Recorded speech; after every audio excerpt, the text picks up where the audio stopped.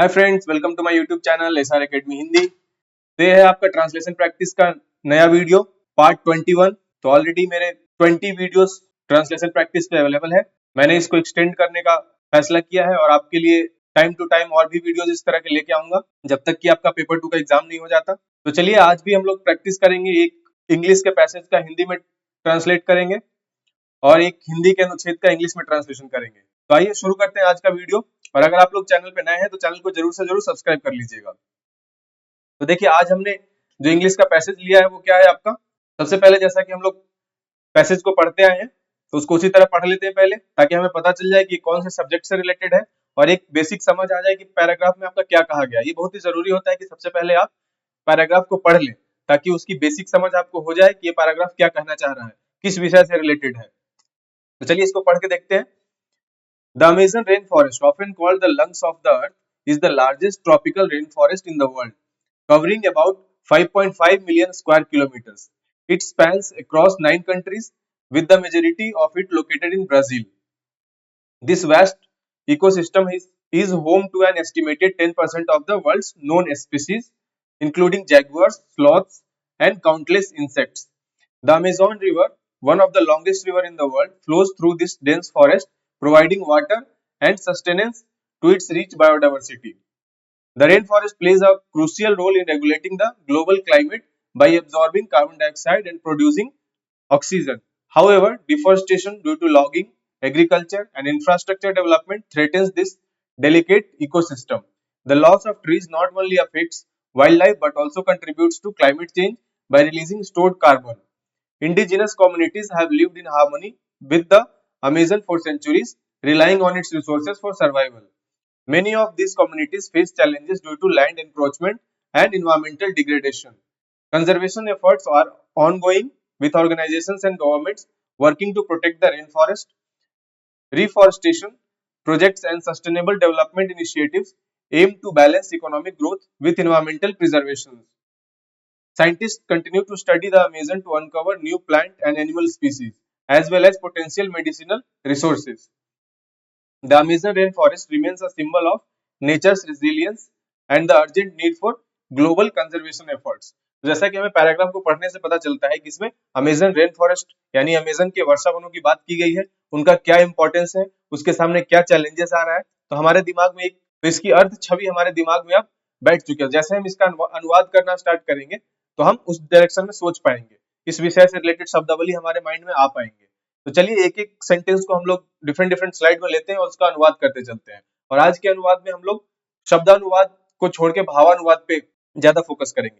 भावानुवाद क्या होता है, जैसे आपने एक सेंटेंस को पढ़ा, उसके अर्थ को समझा और उसको अपने शब्दों में, जो भी ट्रांसलेशन जिस भी लैंग्वेज में करना है, जैसे इसका आपको इंग्लिश से हिंदी में करना है तो इंग्लिश जैसे सेंटेंस हमने पढ़ा उसको अपने आप में समझा और उसको अपनी भाषा में, मतलब हिंदी में अपनी भाषा में उसको ट्रांसलेट कर दिया या फिर उसको लिख दिया। उसी अर्थ को, जिस अर्थ को हमने इंग्लिश के सेंटेंस को पढ़ने के बाद जो अर्थ हमें समझ में आया, उसी को हमने अपने लैंग्वेज में यानी जिस भाषा में ट्रांसलेट करना है हिंदी में, हमने उसको लिख दिया। उसी को हम लोग भावानुवाद करते हैं। मतलब कि आप भाव वहां से ग्रहण कर रहे हैं उस पर्टिकुलर सेंटेंस को पढ़कर, जो भी आपका जिस भी लैंग्वेज में दिया हुआ है, जो भी सोर्स लैंग्वेज है आपका, उस सेंटेंस को आप पढ़ के उसका भाव ग्रहण करते हैं, उसके अर्थ को समझते हैं और उस अर्थ को जो भी आपका टारगेट लैंग्वेज है उसमें अपने शब्दों में उसी अर्थ को आप व्यक्त कर देते हैं। तो ऐसा नहीं है कि आप शब्दशः अनुवाद कर रहे हैं, बल्कि आप उसके भाव को समझ के वही सेम अर्थ आप अपनी भाषा में, जिस भी भाषा में ट्रांसलेशन करना है उस भाषा में आप लिख पा रहे हैं। ठीक है, तो चलिए देख लेते हैं एक एक करके। तो पहला सेंटेंस आपका क्या है, the Amazon rain forest often called the lungs of the earth is the largest tropical rain forest in the world, covering about 5.5 million square kilometres. तो अमेजन रेन फॉरेस्ट, तो अमेजन रेन फॉरेस्ट, अमेजन वर्षावन हो गया। Often मतलब क्या होता है, often मतलब आपका होता है अक्षर। कॉल्ड मतलब कहा जाता है। लंग्स ऑफ द अर्थ मतलब पृथ्वी का फेफड़ा। इज द लार्जेस्ट, लार्जेस्ट मतलब largest tropical rain forest in the world, मतलब दुनिया का सबसे बड़ा। ट्रॉपिकल को क्या बोलते हैं हम लोग हिंदी में, उष्ण कटिबंधीय। रेन फॉरेस्ट मतलब वर्षावन। Covering about 5.5 million square kilometre. तो स्क्वायर को हम लोग हिंदी में क्या लिखते हैं, वर्ग लिखते हैं। कवरिंग मतलब हो जाता है आपका उतने में विस्तृत फैला हुआ है। तो देखिए, जैसे इसका हिंदी अनुवाद आपका क्या हो जाएगा, अमेजन वर्षावन जिसे अक्सर पृथ्वी का फेफड़ा का भी लिख सकते हैं, यहाँ पे पृथ्वी का फेफड़ा कहा जाता है, दुनिया का सबसे बड़ा उष्णकटिबंधीय वर्षा वन है जो लगभग 5.5 मिलियन वर्ग किलोमीटर में फैला हुआ है। तो देखिए यहाँ पे कहीं भी स्प्रेड नहीं लिखा हुआ था कि ये स्प्रेड है इतना, ये कवरिंग लिखा हुआ है। तो हम लोग उसको क्या यहाँ पे हिंदी में अनुवाद करते हुए हमने क्या लिखा, जो लगभग 5.5 मिलियन वर्ग किलोमीटर में फैला हुआ है। तो इसी तरह की चीजों को हम लोग भावानुवाद करते हैं, जहां पे देखते हैं कि हिंदी भाषा के अकॉर्डिंग आपका कौन सा वाक्य सही लग रहा है उसी अर्थ को प्रकट करने में, तो हम उसको अपने शब्दों में लिख देते हैं। ठीक है, अब चलते हैं नेक्स्ट सेंटेंस पे। It spans across 9 countries with the majority of it located in Brazil. तो स्पैन्स मतलब क्या हो गया, फैला हुआ है, अक्रॉस 9 कंट्रीज मतलब 9 देशों में फैला हुआ है, with the majority of it जिसका अधिकांश भाग, मेजॉरिटी ऑफ इट मतलब अधिकांश भाग। तो देखिए हमने शब्दशः अनुवाद नहीं किया, मेजॉरिटी ऑफ इट को हमने क्या अनुवाद किया है, जिसका अधिकांश भाग, जिसमें इसका अधिकांश भाग लोकेटेड इन ब्राजील मतलब ब्राजील में स्थित है। पूरा अनुवाद क्या हो गया, यह 9 देशों में फैला हुआ है जिसमें इसका अधिकांश भाग ब्राजील में स्थित है। Okay, next sentence. This vast ecosystem is home to an estimated 10% of the world's known species, including jaguars, sloths, and countless insects. तो वास्ट इकोसिस्टम क्या होता है, वास्ट मतलब विशाल होता है, इकोसिस्टम मतलब पारिस्थितिकी तंत्र हो जाता है। इज होम, होम मतलब यहाँ पे होम किस चीज के लिए आएगा, या तो आवास बोल सकते हैं या आश्रय स्थल बोल सकते हैं। टू एन एस्टिमेटेड, एस्टिमेटेड मतलब लगभग 10% of the world's known species मतलब दुनिया की ज्ञात प्रजातियां। वर्ल्ड्स नोन स्पीसीज मतलब दुनिया में जितनी भी ज्ञात प्रजातियां हैं, इंक्लूडिंग जैगुआर्स। तो जैगुआर्स के लिए हिंदी में जगुआर ही लिखते हैं, स्लॉथ के लिए स्लॉथ ही लिखते हैं, और काउंटलेस इंसेक्ट्स, काउंटलेस मतलब असंख्य कीड़े मकोड़े।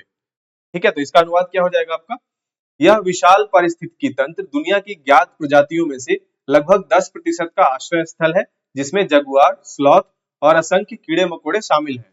Next sentence. The Amazon river, one of the longest reverse in the world, flows through this dense forest, providing water and sustenance to its rich biodiversity. तो इसमें देख लेते हैं शब्दावली। तो अमेजन रिवर मतलब यहाँ पे अमेजन नदी की बात हो रही है। One of the longest river in the world, दुनिया की सबसे लंबी नदियों में से एक है। Flows through this dense forest, dense मतलब क्या होता है आपका घना, फॉरेस्ट मतलब आपका क्या हो जाएगा जंगल, फ्लोज मतलब बहना, तो इस घने जंगल से होकर बहती है। प्रोवाइडिंग वाटर, वाटर मतलब जल। सस्टेनेंस क्या होता है, सस्टेनेंस एक तरह से जीविका के लिए यहाँ पे होता है, लेकिन हम लोग यहाँ पे सीधे जीवन के संदर्भ में, जीवन के संदर्भ में यहाँ पे ट्रांसलेशन कर देंगे। जीवन का अर्थ हो जाता है आपका जीविका, आजीविका सब उसमें इंक्लूडेड हो जाता है। तो अगर हिंदी के आप सेंटेंस को पढ़ेंगे इसका अनुवाद तो क्या हो जाएगा, अमेजन नदी जो दुनिया की सबसे लंबी नदियों में से एक है, one of the longest reverse in the world, इस घने जंगल से होकर बहती है। Flows through this dense forest, और इसकी समृद्ध जैव विविधता को, समृद्ध जैव विविधता, रिच बायोडाइवर्सिटी, रिच का क्या हो गया आपका समृद्ध, बायोडाइवर्सिटी मतलब जैव विविधता, इसकी समृद्ध जैव विविधता को जल और जीवन प्रदान करती है।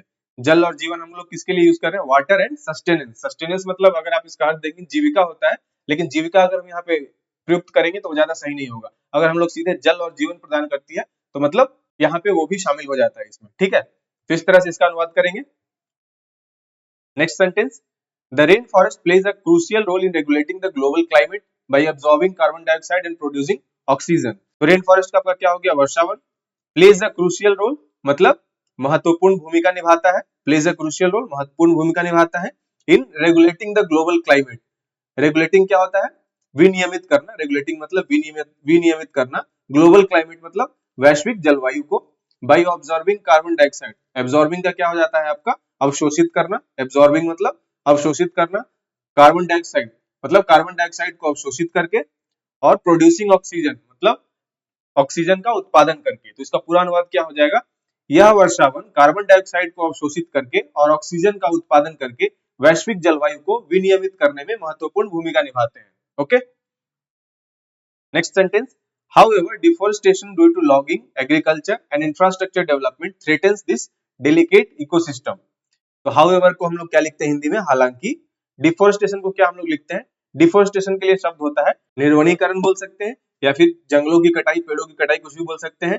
ड्यू टू लॉगिंग, तो देखिए यहाँ पे डिफोरेस्टेशन ड्यू टू लॉगिंग है, तो दोनों का अर्थ एक तरह से वही आ जाता है। डिफोरेस्टेशन मतलब आपका निर्वनीकरण हो गया, लॉगिंग मतलब पेड़ों की कटाई हो गया। तो हम लोग इसको अपने अर्थ में लिख लेंगे। Agriculture and infrastructure development, agriculture मतलब कृषि और इंफ्रास्ट्रक्चर मतलब बुनियादी ढांचे का विकास। इंफ्रास्ट्रक्चर डेवलपमेंट मतलब बुनियादी ढांचे का विकास। थ्रेटन्स मतलब खतरा दिस डेलिकेट इकोसिस्टम। डेलिकेट मतलब क्या हो जाता है आपका संवेदनशील या नाजुक, तो यहाँ पे संवेदनशील ज्यादा इसके लिए उपयुक्त शब्द होगा। इकोसिस्टम मतलब आपका पारिस्थितिकी तंत्र हो गया। तो देखिए हमने इसका अनुवाद कैसे किया है।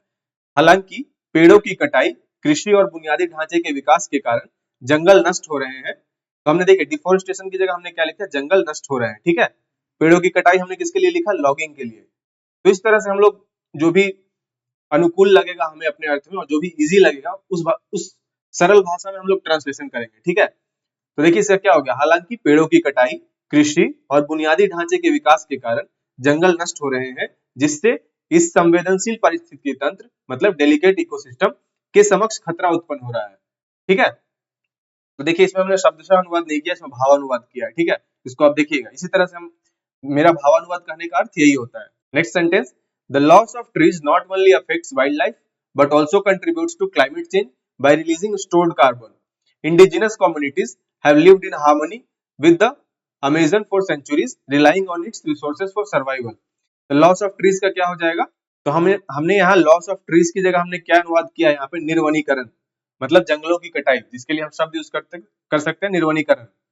Not only affects wild life मतलब न केवल वन्य जीवों को प्रभावित करता है, but also contributes to climate change. Climate change का क्या होता है आपका, जलवायु परिवर्तन। Also contributes to climate change मतलब क्या हो गया कि जलवायु परिवर्तन को भी बढ़ावा देता है। कैसे बढ़ावा देता है, बाय रिलीजिंग। रिलीजिंग मतलब क्या हो जाएगा आपका, मुक्त करना। स्टोर्ड कार्बन, स्टोर्ड का मतलब क्या होता है, स्टोर्ड मतलब संग्रहित, कार्बन को कार्बन ही लिखते हैं। तो इस पहले सेंटेंस का आपका अनुवाद क्या हो गया, निर्वनीकरण न केवल वन्य जीवों को प्रभावित करती है, the loss of trees not only affects wild life, बल्कि संग्रहित कार्बन को मुक्त करके जलवायु परिवर्तन को भी बढ़ावा देती है, but also contributes to climate change by releasing stored carbon, ठीक है। आगे दूसरा सेंटेंस क्या था आपका, इंडिजिनस कम्युनिटीज। इंडिजिनस कम्युनिटीज मतलब क्या हो जाता है, आदिवासी समुदाय। इंडिजिनस कम्युनिटीज मतलब आदिवासी समुदाय जो वहां पे रहते हैं, tribal people, lived in harmony with the Amazon for centuries मतलब सदियों से वे अमेजन के साथ सामंजस्य में जीवन व्यतीत करते आ रहे हैं। यहाँ पे हार्मनी मतलब भाईचारा हम लोग नहीं लिख देंगे, जो भी यहाँ पे हिंदी के अकॉर्डिंग जो भी उचित लगेगा हम लोग उसी भाषा में लिखेंगे, ठीक है। तो हम लोग हार्मनी की जगह भाईचारा नहीं लिख सकते हैं क्योंकि उतना परफेक्ट नहीं लग पाएगा, लेकिन अगर आपको परीक्षा में इस तरह के शब्द आपके मन में नहीं आ रहा तो आप लिख सकते हैं, कोई भी दिक्कत नहीं है, ठीक है। तो हमने यहाँ पे कैसे अनुवाद किया है, lived in harmony with the Amazon for centuries मतलब आदिवासी समुदाय सदियों से अमेजन के साथ सामंजस्य में जीवन व्यतीत करते आ रहे हैं। हमने यहाँ पे अनुवाद किया है सामंजस्य में जीवन व्यतीत करते आ रहे हैं। Relying on it's resources for survival और अपने अस्तित्व के लिए, सर्वाइवल मतलब क्या हो जाएगा, अस्तित्व के लिए इसके संसाधनों पर निर्भर है। रिलाइंग ऑन इट्स रिसोर्सेज इसके संसाधनों पर निर्भर है। तो पूरा अनुवाद हो गया आपका। Next sentence, many of these communities face challenges due to land encroachment and environmental degradation. तो many of these communities मतलब इनमें से कई समुदाय, फेस चैलेंजेस मतलब गंभीर चुनौतियों का सामना कर रहे हैं या फिर चुनौतियों का सामना कर रहे हैं, due to land encroachment. Land encroachment को क्या बोलते हैं हम लोग, भूमि अतिक्रमण। लैंड एनक्रोचमेंट मतलब भूमि अतिक्रमण। और इन्वायरमेंटल डिग्रेडेशन को हम लोग क्या बोलते हैं, पर्यावरणीय क्षरण बोल सकते हैं, ठीक है। तो इसका अनुवाद पूरा क्या हो जाएगा, इनमें से कई समुदाय, मेनी ऑफ दिस कम्युनिटीज, भूमि अतिक्रमण और पर्यावरणीय क्षरण के कारण मतलब due to land encroachment and environmental degradation गंभीर चुनौतियों का सामना कर रहे हैं। फेस चैलेंजेस मतलब गंभीर चुनौतियों या फिर चुनौतियों का सामना कर रहे हैं। गंभीर यहाँ पे लगाने से ये वाक्य जो है आपका अधिक प्रभावी बन गया और अर्थ में भी कोई परिवर्तन नहीं आया। Conservation efforts are ongoing with organizations and governments working to protect the rainforest. Conservation मतलब क्या होता है आपका संरक्षण, effort मतलब क्या होता है आपका प्रयास, ongoing मतलब लगातार जारी है, with organization, organization का क्या अनुवाद हो जाएगा, संगठन, governments मतलब सरकारें, governments है इसलिए सरकारें, working to protect the rainforest मतलब वर्षा वन की रक्षा के लिए काम कर रहे हैं। तो पूरा अनुवाद इसका क्या हो जाएगा, संरक्षण के प्रयास लगातार जारी है, कंजर्वेशन एफर्ट्स आर ऑनगोइंग, जहां विभिन्न संगठन और सरकारें वर्षा वन की रक्षा के लिए काम कर रही है, with organisations and governments working to protect the rain forest. ये आपका पूरा अनुवाद हो गया। Next sentence, reforestation projects and sustainable development initiatives aim to balance economic growth with environmental preservation. तो रिफॉरेस्टेशन का हिंदी अनुवाद क्या हो जाता है आपका? पुनर्वनीकरण। पुनर्वनीकरण इसका अनुवाद हो जाता है। प्रोजेक्ट्स मतलब क्या हो जाएगा आपका? परियोजनाएं। सस्टेनेबल डेवलपमेंट का अर्थ क्या हो जाता है? सतत विकास। इनिशिएटिव्स को हम लोग क्या बोलते हैं? पहल। बैलेंस मतलब क्या होता है? बैलेंस मतलब हो जाएगा संतुलन। इकोनॉमिक ग्रोथ मतलब आर्थिक विकास। इन्वायरमेंटल प्रिजर्वेशन मीन्स पर्यावरण संरक्षण। तो इसका पूरा अनुवाद क्या हो जाएगा? पुनर्वनीकरण परियोजनाएं मतलब रिफॉरेस्टेशन प्रोजेक्ट्स और सतत विकास पहल एंड सस्टेनेबल डेवलपमेंट इनिशिएटिव्स आर्थिक विकास और पर्यावरण संरक्षण के बीच संतुलन बनाने का प्रयास कर रहे हैं। एम टू बैलेंस, बैलेंस मतलब संतुलन, economic growth with environmental preservation. ठीक है, आर्थिक विकास और पर्यावरण संरक्षण के बीच संतुलन बनाने का प्रयास कर रहे हैं। ये आपका अनुवाद हो गया। Next sentence, scientists continue to study the Amazon to uncover new plant and animal species as well as potential medicinal resources. Scientist मतलब वैज्ञानिक, कंटिन्यू मतलब जारी है, टू स्टडी द अमेजन मतलब अमेजन का अध्ययन जारी है, टू अनकवर, अनकवर मतलब पता लगाना किसी चीज का, अनकवर करना मतलब किसी चीज से पर्दा उठाना या पता लगाना, न्यू प्लांट मतलब नई वनस्पति, और एनिमल स्पीसीज मतलब जीव प्रजातियों को, as well as potential, potential मतलब संभावित, मेडिसिनल रिसोर्सेज औषधीय संसाधन, मेडिसिनल रिसोर्सेज को हम लोग क्या लिखेंगे? औषधीय संसाधन। तो क्या हो गया आपका पूरा अनुवाद? वैज्ञानिकों के द्वारा अमेजन का अध्ययन जारी है, scientist continue to study the Amazon, ताकि नई वनस्पति और जीव प्रजातियों की खोज की जा सके, to uncover new plant and animal species, साथ ही संभावित औषधीय संसाधनों का पता लगाया जा सके, as well as potential medicinal resources. तो देखिए यहाँ पे अनकवर एक ही बार लिखा हुआ था, लेकिन हमने हिंदी में कैसे लिखा? देखिए, ताकि नई वनस्पति और जीव प्रजातियों की खोज की जा सके। ठीक है, एक हमने ये लिख दिया, साथ ही संभावित औषधीय संसाधनों का पता लगाया जा सके। तो हिंदी के अकॉर्डिंग ऐसे अगर आप लिखेंगे तो ये आपका प्रॉपर ट्रांसलेशन हो जाएगा, प्रॉपर अनुवाद हो जाएगा। ठीक है, इसी को हम लोग भावानुवाद बोलते हैं। Next sentence, the Amazon rain forest remains a symbol of nature's resilience and the urgent need for global conservation effort. तो अमेजन रेन फॉरेस्ट क्या हो गया आपका? अमेजन वर्षावन, रिमेन्स मतलब बना हुआ है, अ सिंबल, सिंबल मतलब हो जाता है आपका प्रतीक, of nature's resilience, nature resilience का क्या हो जाएगा? रेजिलियंस मतलब हो जाता है सहनशीलता, नेचर मतलब क्या हो जाएगा? प्रकृति, मतलब प्रकृति की सहनशीलता, nature's resilience, and the urgent need मतलब तत्काल आवश्यकता, for global conservation efforts, global का अर्थ हो जाता है वैश्विक, कंजर्वेशन का मतलब हो गया संरक्षण, एफर्ट्स का मतलब हो गया प्रयास। तो देख लीजिए इसका पूरा अनुवाद क्या हो जाएगा? अमेजन वर्षावन प्रकृति की सहनशीलता का प्रतीक बना हुआ है, the Amazon rain forest remains a symbol of nature's resilience and the urgent need for global conservation efforts, जो वैश्विक संरक्षण प्रयासों की तत्काल आवश्यकता को दर्शाता है। तो यहाँ भी देखिए, the urgent need for global conservation effort, तो हमने इसका अनुवाद क्या किया है? जो वैश्विक संरक्षण प्रयासों की तत्काल आवश्यकता को दर्शाता है। तो इसी तरह से आप लोग अनुवाद करेंगे, शब्दशः अनुवाद नहीं करना है, आपको अर्थ को समझ के उसको हिंदी भाषा में कैसे उसी अर्थ को आप वाक्य के थ्रू आप प्रयुक्त कर सकते हैं, तो उस तरह से आप अपनी सोच बनाएंगे तो आपका अच्छा अनुवाद हो पाएगा। तो आपका अंग्रेजी का अनुवाद फिनिश होता है, हमने पैसेज का हिंदी ट्रांसलेशन कर लिया। अब आते हैं हिंदी के अनुच्छेद पे। तो हिंदी का अनुच्छेद आपका किसी उपन्यास से लिया गया है। तो पहले हम लोग अनुच्छेद को पढ़ लेते हैं। क्या अनुच्छेद है? रंगीला सिंह का स्वभाव ही ऐसा था कि वह हर बात में अपनी धाक जमाने की कोशिश करता। जब वह सड़क पर निकलता तो ऐसा लगता मानो पूरे गांव पर उसी का अधिकार हो। गांव के लोग उससे डरते भी थे और हंसते भी थे। अगर किसी ने उससे मजाक करने की कोशिश की तो वह तुरंत अपने खास अंदाज में उसे चुप करा देता। मगर भीतर से वह जानता था कि इस गांव की राजनीति में असली ताकत उन्हीं लोगों के पास है जो चुपचाप खेल खेलते हैं। एक दिन शिवपालगंज के पंचायत भवन में एक महत्वपूर्ण बैठक बुलाई गई थी। रंगीला सिंह वहां अपने खास लोगों के साथ पहुंचा और सबसे ऊंची कुर्सी पर बैठ गया। उसने अपनी मूछों पर ताव देते हुए कहा, देखिए, गांव का विकास करना है तो पहले ईमानदार आदमी चाहिए, और ईमानदार आदमी वही होता है जो हमें मानता है। यह सुनकर रामाधीन पांडे मुस्कुराए और बोले, रंगीला बाबू, गांव का विकास आपकी मूछों के ताव से नहीं होगा, बल्कि काम से होगा। पूरी सभा ठहाकों से गूंज उठी। रंगीला सिंह कुछ देर चुप रहा, फिर बोला, तो फिर काम का ठेका भी हमें ही दे दो। बैठक खत्म हुई, लेकिन शिवपालगंज की राजनीति का खेल वहीं का वहीं था। सब जानते थे कि असली फैसले कहाँ होते हैं और कौन उन्हें करवाता है। तो ठीक है, तो ये किसी उपन्यास से आपका एक प्रसंग लिया गया, हिंदी के उपन्यास से। तो हम लोग देखेंगे इसका इंग्लिश में ट्रांसलेशन कैसे करेंगे। तो एक एक वाक्य का हम ट्रांसलेशन करते चलते हैं इंग्लिश में। देखिए, पहला आपका वाक्य है, रंगीला सिंह का स्वभाव ही ऐसा था कि वह हर बात में अपनी धाक जमाने की कोशिश करता। तो स्वभाव का क्या हो जाता है, नेचर। हर बात में अपनी धाक जमाने की कोशिश करता मतलब assert his dominance in every situation, assert his dominance in every situation मतलब हर बात में अपनी धाक जमाने की कोशिश करता। ठीक है। जब वह सड़क पर निकलता तो ऐसा लगता मानो पूरे गांव पर उसी का अधिकार हो। तो इसका हमने अनुवाद क्या किया, when he walked on the streets, क्योंकि गांव की बात हो रही है तो हम लोग सड़क, यहाँ पे रोड नहीं लिख देंगे, रोड से अच्छा हम लोग स्ट्रीट लिखेंगे, ज्यादा ज्यादा उपयुक्त होगा। It seemed as if he owned the entire village. देखिए रंगीला सिंह का स्वभाव ही ऐसा था, Rangila Singh had a nature that made him try to assert his dominance in every situation. Assert his dominance in every situation मतलब हर बात में अपनी धाक जमाने की कोशिश करता, उसके लिए हमने ये लिखा है। और जब वह सड़क पर निकलता, when he walked on the street, तो ऐसा लगता मानो पूरे गांव पर उसी का अधिकार हो। It seemed as if he owned the entire village. तो आपका इंग्लिश में ट्रांसलेशन हो गया। दूसरा वाक्य, गांव के लोग उससे डरते भी थे और हंसते भी थे। अगर किसी ने उससे मजाक करने की कोशिश की तो वह तुरंत अपने खास अंदाज में उसे चुप करा देता। तो इसका अनुवाद देख लेते हैं। गांव के लोग उससे डरते भी थे और हंसते भी थे। इसका अर्थ है कि गांव गांव के लोग उससे डरते भी थे और उस पर हंसते भी थे। तो इसका अनुवाद क्या हो जाएगा, the villagers both feared and laughed at him. ठीक है।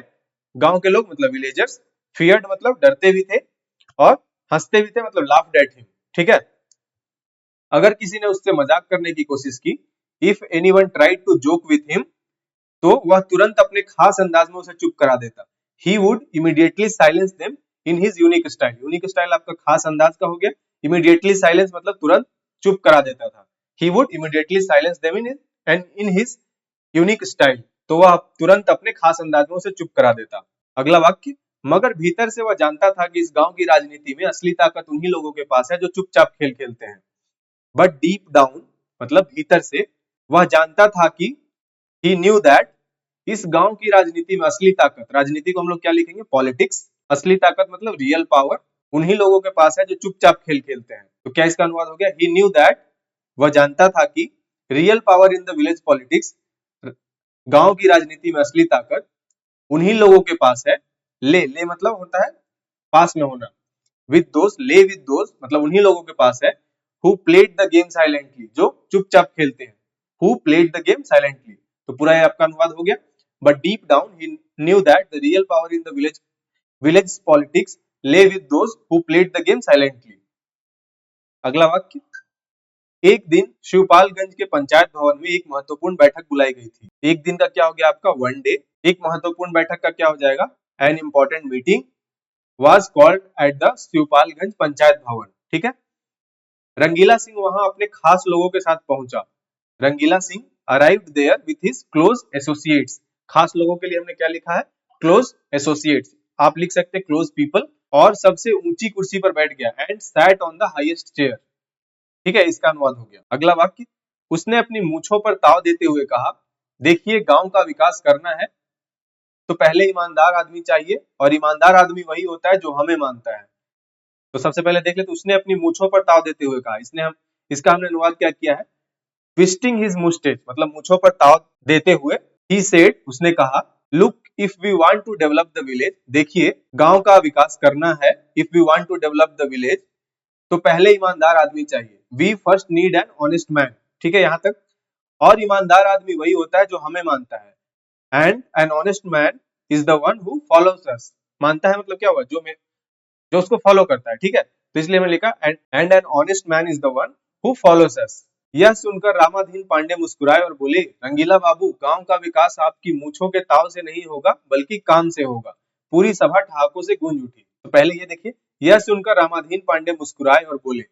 हियरिंग दिस मतलब यह सुनकर, Ramadhin Pandey smiled and said, Ramadhin Pandey मुस्कुराए और बोले, रंगीला बाबू, गांव का विकास आपकी मूछों के ताव से नहीं होगा। Rangila babu, the village won't develop by the twist of your moustache but by real work, बल्कि काम से होगा। उसके लिए हमने क्या लिखा है, बट बाय रियल वर्क। पूरी सभा ठहाकों से गूंज उठी। पूरी सभा को क्या लिखा है, एंटायर गैदरिंग मतलब पूरी सभा। बस्ट इनटू लाफ्टर मतलब ठहाकों से गूंज उठी। The entire gathering burst into laughter, पूरी सभा ठहाकों से गूंज उठी। तो हमने अंग्रेजी के अकॉर्डिंग इसका अनुवाद किया है। अगला वाक्य, रंगीला सिंह कुछ देर चुप रहा, फिर बोला, तो फिर काम का ठेका भी हमें ही दे दो। रंगीला सिंह कुछ देर चुप रहा, Rangila Singh remain silent for a moment, फिर बोला, देन सेड, तो फिर काम का ठेका भी हमें ही दे दो। Then give us the contract, ठेका का क्या हो जाता है, कॉन्ट्रैक्ट फॉर द वर्क, मतलब काम का ठेका as well. Then give us the contract for the work as well, तो फिर काम का ठेका भी हमें ही दे दो। बैठक खत्म हुई, लेकिन शिवपालगंज की राजनीति का खेल वहीं का वहीं था।